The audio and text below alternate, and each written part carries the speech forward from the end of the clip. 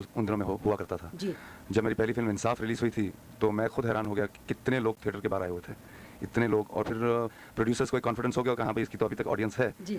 तो बहुत सी फिल्में साइन कर ली उसके बाद मैंने फिर से। विनोद खन्ना अपनी एक्टिंग ही नहीं बल्कि अपनी बोल्ड फिलॉसफी के कारण भी खूब चर्चा में रहे थे।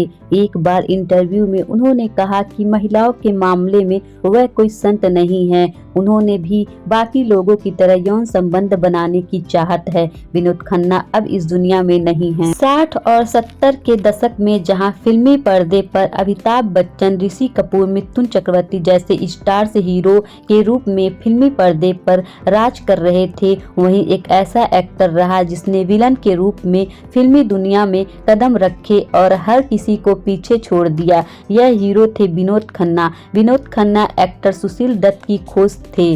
सुनील दत्त ने विनोद खन्ना को 1968 में आई फिल्म मन की मीत से लॉन्च किया था। विनोद खन्ना ने 1971 तक फिल्मों में विलेन का रोल किए और फिर हीरो बन गए। बेहतर हीरो विनोद खन्ना ने एक सफर पारी खेली और उनकी गिनती उन दौर के सुपर स्टार्स में होने लगी।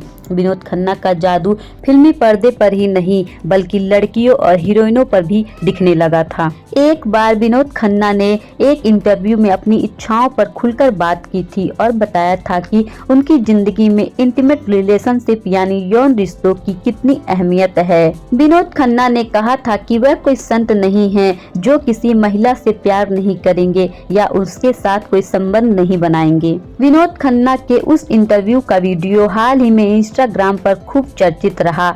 इसमें विनोद खन्ना सेक्स की जरूरत और महिलाओं को लेकर कहते नजर आ रहे थे, मैं एक बैचलर था, जहां तक महिलाओं की बात है तो मैं कोई संत नहीं हूं, मुझे सेक्स में उतनी ही जरूरत है जितनी किसी और को होती है। महिलाओं के बिना हम यहाँ नहीं होते, यौन संबंध नहीं होते तो हम यहाँ नहीं होते, तो फिर किसी और को मेरे महिलाओं के साथ होने पर आपत्ति क्यों होनी चाहिए। पंजाबी परिवार में जन्मे विनोद खन्ना ने बॉम्बे से स्कूली पढ़ाई की थी और इसके बाद वह दिल्ली शिफ्ट हो गए थे। साल 1960 में परिवार ने विनोद खन्ना को बोर्डिंग स्कूल भेज दिया। वहां पर विनोद खन्ना ने 16वें साल और मुगल ए आलम जैसी फिल्में देखी। इन्हें देख विनोद खन्ना को फिल्मों से प्यार हो गया।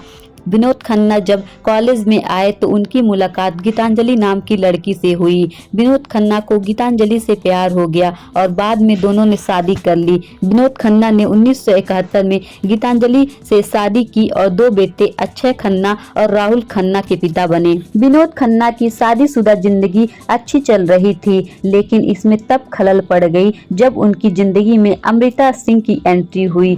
साल 1989 में आई फिल्म बटवारा में विनोद खन्ना और अमृता सिंह की जोड़ी थी। इसी फिल्म में साथ काम करते हुए अमृता सिंह विनोद खन्ना को दिल दे बैठी। हालांकि जब फिल्म की शूटिंग खत्म हुई तो विनोद खन्ना और अमृता का रिश्ता भी खत्म हो गया।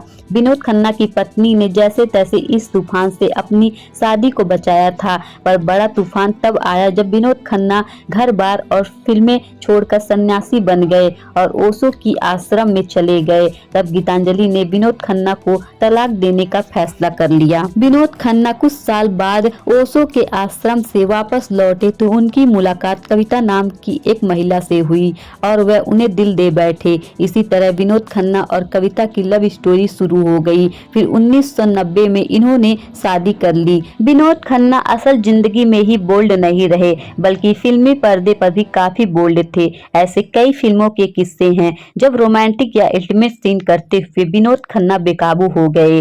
फिल्म दयावान में माधुरी के साथ फिल्माया रोमांटिक सीन और हम शकल में मीनाक्षी संग किया किसिंग सीन खूब सुर्खियों में रहा। इन पर काफी बवाल मचा था। विनोद खन्ना बेशक इंडस्ट्री के बोल्ड स्टार्स में शुमार थे, पर वह कभी किसी बड़े विवाद में नहीं फंसे।